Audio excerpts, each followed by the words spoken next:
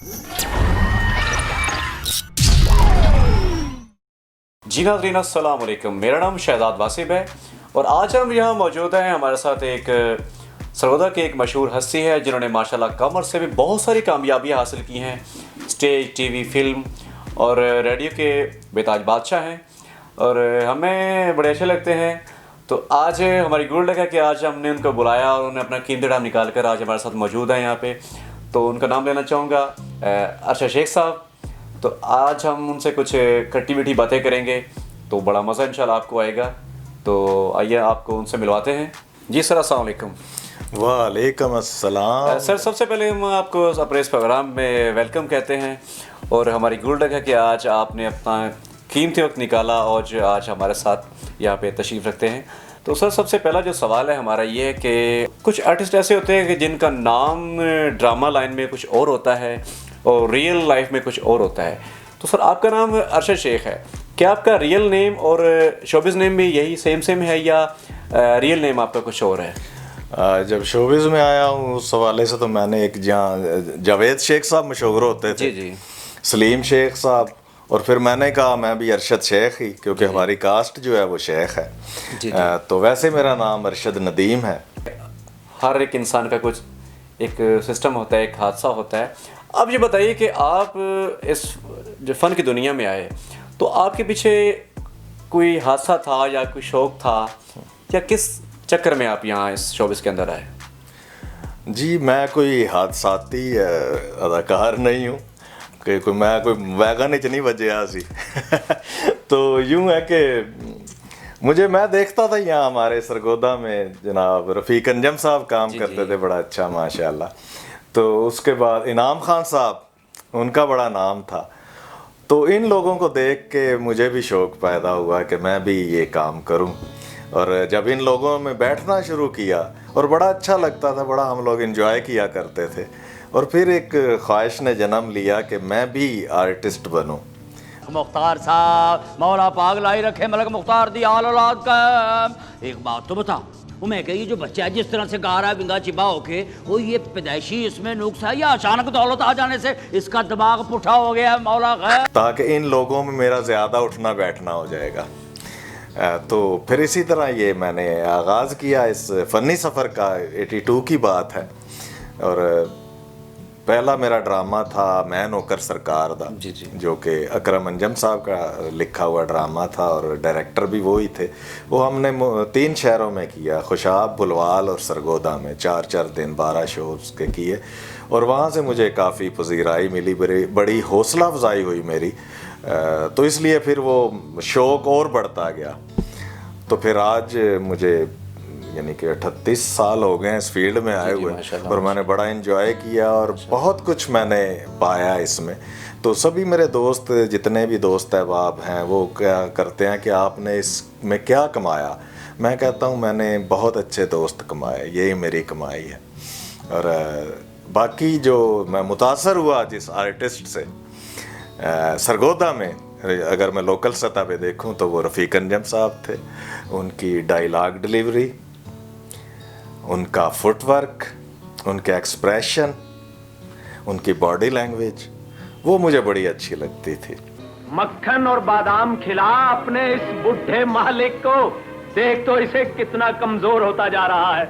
तो फिर मैंने भी थोड़ा सा उस तरफ तवज्जो देनी शुरू की। और फिर इनाम खान साहब, वो भी हमारे सरगोदा का एक बहुत बड़ा नाम है। जी बिल्कुल। तो वो तो एकेडमी का दर्जा रखते हैं हमारे लिए, ऐसी बात। उनको फिर देखना और सारा इसी तरह मैंने ये काम, बड़ा मज़ा आया, बड़ा एंजॉय किया इन लोगों में बैठ के।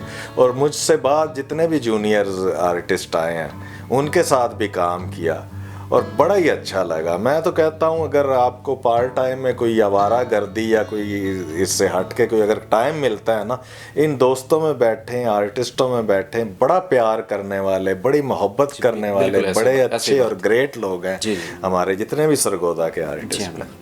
अच्छा सर, आप एक बात से बड़े मशहूर है कि अरशद शेख साहब वर्सटाइल हैं। तो कोई ऐसी ख्वाहिश के जो आज तक आपने कैरेक्टर ना किया हो और आपकी ख्वाहिश हो कि यार मैं अब ये कैरेक्टर करूँ? अच्छा, आपको मैं बताता हूँ कि मैं जब एक दिन ऐसा भी है जब जो कि हर आर्टिस्ट की ख्वाहिश होती है कि जो डायरेक्टर है, राइटर है, वो आर्टिस्ट से पूछे कि यार आप एक स्क्रिप्ट ले आए कि यार आप इसमें से कौन सा रोल करना चाहते हो। तो मैं खुशकिस्मती समझता हूँ अपनी कि जब भी कोई ड्रामा होता है कि मेरे पास जो भी डायरेक्टर या राइटर होता है वो आके कहता है यार आप इसमें से कोई रोल करना चाहते हैं, ये स्क्रिप्ट है आपके सामने। तो मैं क्या किया करता हूँ, मैं ये किया करता हूँ कि सबसे जो छोटा रोल होता है ना उसमें, तो मैं कहता मैं ये करूँगा। वो कहते हैं यार आपको इतना अरसा हो गया काम करते हुए, तो ये कैसी ख्वाहिश होती है आपकी कि हर दफ़ा आप ये कहते हैं। फिर मैं उनसे यही कहता हूँ कि हर दफ़ा ये भी तो होता है कि वो मेरा बड़ा अच्छा रोल होता है, क्योंकि वो छोटे रोल को लेके मैं उस पर बड़ी मेहनत करता हूँ, लगन से काम करता हूँ और अल्लाह ताला कामयाबी देता है। अभी कुछ अर्सा पहले एक ड्रामा था सैयद अनवर साहब का लिखा हुआ गुंजला, उसमें रंगीले का रोल था। हालांकि मेरा फेस इस तरह का नहीं था कि मैं रंगीला टाइप, लेकिन मैंने कहा यार ये मेरे लिए एक चैलेंज भी है और इसको मैं करना चाहता हूँ। तो सभी कहते हैं यार एक एंट्री है और इसमें आप क्या करोगे। मैंने कहा इसमें मैं बहुत कुछ करना चाहता हूँ, और वो मैंने रोल किया और अल्लाह का शुक्र है अल्लाह ने उससे मुझे और ज़्यादा इज्जत शोहरत दी, और मैं बड़ा खुश हूँ कि मैंने तकरीबन हर रोल मैंने किया हुआ है। अभी मेरी कोई ऐसी ख्वाहिश अगर रोल करने की है तो जो मैंने पहले जितने भी रोल किए हैं ना ये ड्रामों में, मैं कहता हूँ वो ही अगर मुझे दोबारा मिले मैं उससे अच्छा परफॉर्म करने की कोशिश करूँ। जी ज़बरदस्त। कोई ऐसा कैरेक्टर जो कि आपने अपनी लाइफ में किया और आपको बड़ा पसंद हो और बड़ा यादगार कैरेक्टर हो आपका? अभी मैंने बताया ना कि वो रंगीले वाला जी, वो आपको, क्योंकि वो बहुत बड़ा आर्टिस्ट था, उसका रोल करना। और फिर उसके अलावा जो था मेरा कोई फेस इस तरह का कोई मज़ाहिया टाइप या उस तरह नहीं था, लेकिन उसमें मैंने और हमारे मकसूद हुसैन जाफरी साहब बहुत अच्छे मेकअप मैन हैं, तो उन्होंने बड़ा अच्छा मेरा वो गेटअप किया। तो कुछ वो था और कुछ मैंने परफॉर्म किया और सारी चीज़ें मिला जुला के एक मेरा बहुत अच्छा करैक्टर बन गया। और जितने भी वहाँ सहाफ़ी थे या हमारे सरगोदा के जितने भी आर्टिस्ट थे या जितनी भी ऑडियंस थी, देखने वाले लोग थे, सब ने वो बहुत पसंद किया। बल्कि जो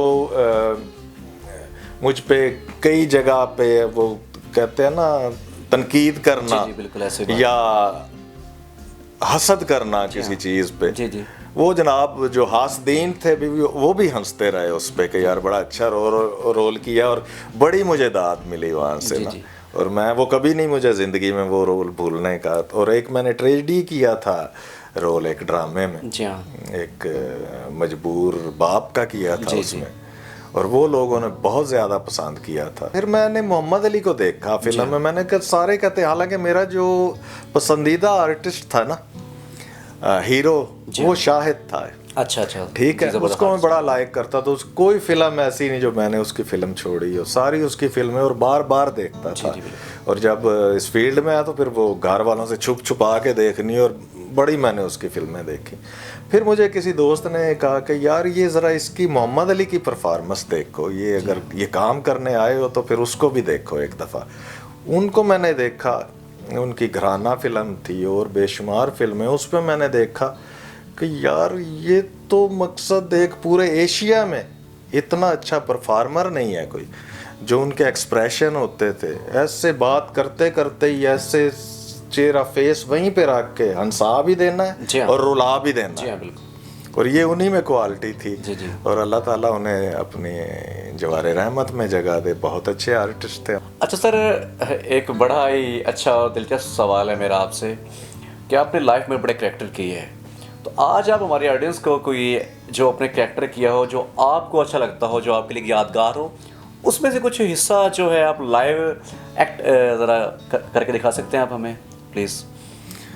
बड़ा मुश्किल से सवाल आपने ये कर दिया कि बैठे बिठा इस तरह नहीं, वो जब हम करते हैं वो वहाँ पे स्टेज पे होते हैं, जब इतने लोग हमें देखने वाले होते हैं तो वहाँ परफॉर्म करने का मज़ा ही कुछ और आता है। तो यहाँ कैमरे के सामने और आपस में हम बैठ के थोड़ा, ये हमारी ऑडियंस में उनकी बड़ी ख्वाहिश होती है कि जिस मेहमान को आपने बुलाया होता है, तो देखिए ड्रामे फिल्में रेडियो पे लोग आपको सुनते भी हैं, ड्रामे में लोग आपको देखते भी हैं, लेकिन जब कोई भी मेहमान अदाकार जो होता है वो किसी प्रोग्राम में आता है तो आवाम की ख्वाहिश होती है कि यार उनसे कुछ लाइव कुछ सुना चाहिए। अगर कोई सिंगर आया है तो आवाम चाहती है कि यार इनसे कुछ लाइव सुना जाए, ठीक है।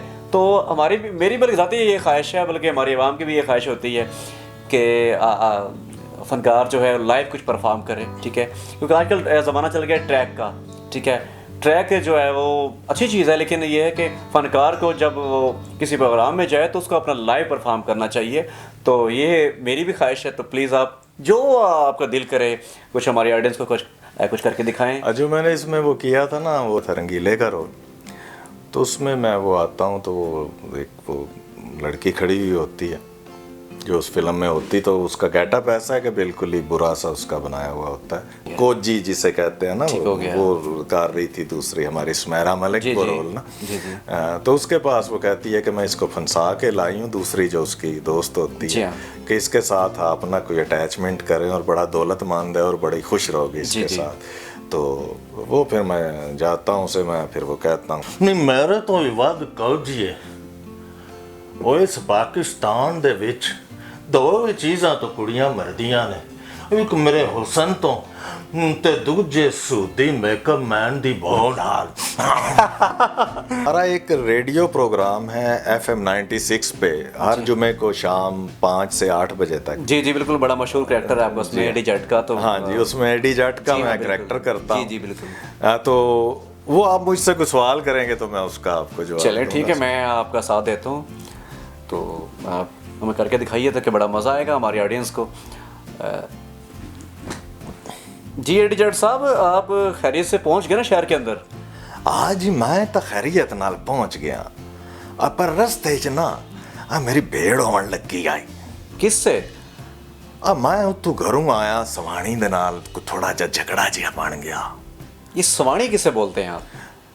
सवाणी जिहड़ी है पंजाबी च दिन ना रन। अच्छा, इनके वाइफ को बोलते हैं सवाणी।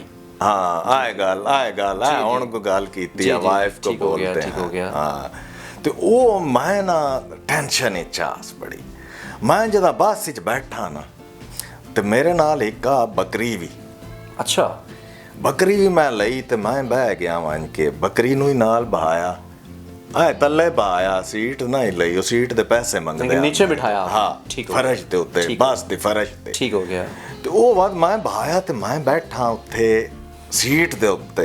अच्छा, गोठ मार के। वाह जी वाह। गोठ क्या होती है ये? गोठ हैन करके अच्छा, जैसे ये बैठते हैं। ठीक है। वो गोठ मार के बैठा ते वा तो एक और सवारी आ गई बई नोई नाल, डबल सवारी दी जा बात मैं हैन हो के बैठ जी। अच्छा लो जी, मैं तन दस्या मैं सवाणी नाल जरा मेरी किसे गल ते झगड़ा हो गया। अच्छा, ओहो, ये तो बहुत बुरी बात है झगड़ा करना औरतों से भाई। नहीं यार, उदियां फरमाइशां ही ना मुकदियां पईयां। मैं उन्होंने आख्या भी कोरोना दी वजह तू बेरोजगारी है, कोई कारोबार नहीं। अच्छा। ते वो आदि वन पवनियां फरमाइशां पावनियां शुरू हो गई। और मैं आख्या भलिए लोग के, मैं आप टेंशन चा वाद, मैं आख्या चल है जिहड़ी है बकरी है ना, मैं इनू वेच के आवां ते एदियां ते भैड़ी दियां फरमाइशां पूरियां करा। अच्छा। वो वद मैं बैठा बस ते बड़ी टेंशन चास, मैं मत ला ली सिगरेट। अच्छा। सिगरेट लाई ते नाल दी मैं सवारी आती है, आदि ओ भाई आया सिगरेट बंद कर। मैं आखा मैं कोई उच्ची आवाज चलाई है। क्या बात है, क्या बात है। वो बात रोला जा पै गया। पहले तो मैं वा तू चंगा सुथराया। वाह जी वाह, जबरदस्त, बड़ा मजा आया जनाब अर्शद शेख साहब। वाकई हमारी ऑडियंस सुनती है कि आप माशाल्लाह रेडियो में बड़ा अच्छा परफॉर्म करते हैं, लेकिन सबको आप जो सब लोग हैं आपकी आवाज़ से तो मुतारफ़ हैं, लेकिन आपकी शक्ल सबको नहीं पता कि यार ये एडी जट है कौन। तो आज हमारी ऑडियंस ये भी देख लेगी कि ये जट साहब हैं कौन। तो जी नाज़रीन, कैसा लगा आज आपको हमारे इस मेहमान से मिलना, इनकी बातों को सुनना और इनका परफॉर्म देखना? तो इंशाल्लाह आपसे दोबारा मुलाकात होगी। देखते रहिए हमारा चैनल और सब्सक्राइब कीजिए और लाइक भी कीजिए। Thank you. अल्लाह हाफिज़। पाकिस्तान जिंदाबाद।